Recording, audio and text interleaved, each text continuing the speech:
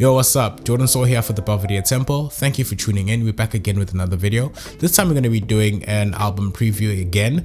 We're going to be looking at Muzi's latest offering, which is coming out on Friday, tomorrow, or by the time you watch this video, whenever, 1st of October 2021. It's called Interblaktic. Interblaktic or Interblaktic, I think so. I hope I'm saying it right. Yeah, we're going to be looking over that album, and it's always quite nice to hear new music from Muzi. Here in the Belvedere Temple, we've followed Muzi for quite some time now, so it's very interesting to sort of look into his project and take a deep dive and talk about it before it actually comes out. Haven't heard anything from the project. I did listen to the few singles that came out. Normally I just try and refrain from singles. I'm not really a fan of singles, but I think when I'm doing an album preview, it's kind of nice to listen to the singles that have already come out and sort of have an idea of what's going on within the project. So with Muzi's latest offering, Interblaktic, which is his fourth album and I believe his sixth project, his fourth album is sixth project, because he has Boom Shaka, and then he has Afrovision, and then he has Stimana Sekolite EP that followed by Zeno, and then after Zeno he had the Mama EP, and then this is obviously the sixth one, Interblaktic. Yeah, didn't think I'd remember all of that, but yeah, those are the projects that he has currently out. So I think about 4 albums and 2 EPs. This is his 4th album and probably his best album by what I'm hearing and sort of the movement that is happening around the album.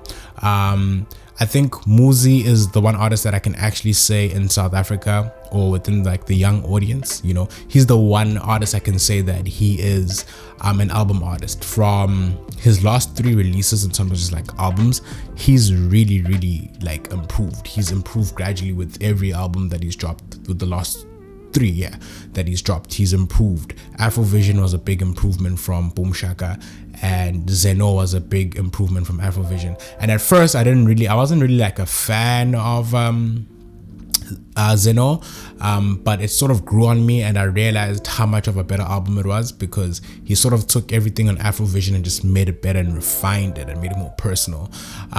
With Afrovision, I think for me, more than anything, it was a moment. The moment was incredible and it was something new, something different, especially when he was still doing his shows in collaboration with like Nando's, I think.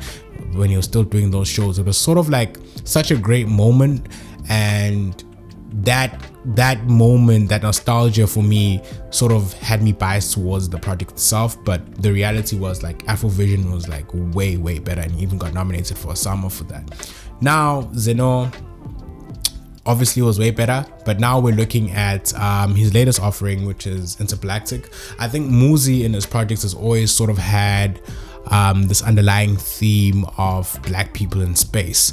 I think especially it was very prevalent like on his first offering, Afrovision, where he was talking about we had records like Bantu Space Odyssey and Zulu Skywalker, and that name also carried over to just what he calls himself. It's his alter ego, or you know, other persona, Zulu Skywalker, which is sort of like a cool theme. And I think with Interblaktic, it's going for it directly because it's sort of like intergalactic. So I'm like, okay, cool, black people in space or something like that. Seems cool, seems like a Muzi thing to do. So let's get into the interesting bit. Features, album length, and track list. So the album is 51 minutes long. It's 10 minutes longer than his last project, Zeno, which means more music and more listening time. 51 minutes is a little bit long, but I think that in 2021 with streaming, albums have gotten a bit longer. But I'm actually happy that it's not a lot of songs. You know, it's just 16 songs, not 22 songs. So 16 songs from an artist like Muzi, who I believe makes really good albums, has a good track record for albums, not really a, you know, train smash. And then obviously, you know, if you're gonna have 16 songs, you're gonna toss up some features there.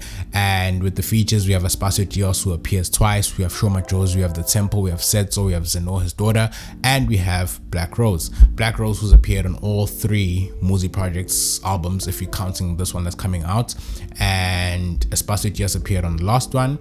They actually have a good working relationship together. They also formed Cloud Kill the Kids, which is the production agency that handles all things visuals for this album and previous Muzi projects. Show Majosi, you all know what's up with Show Majosi.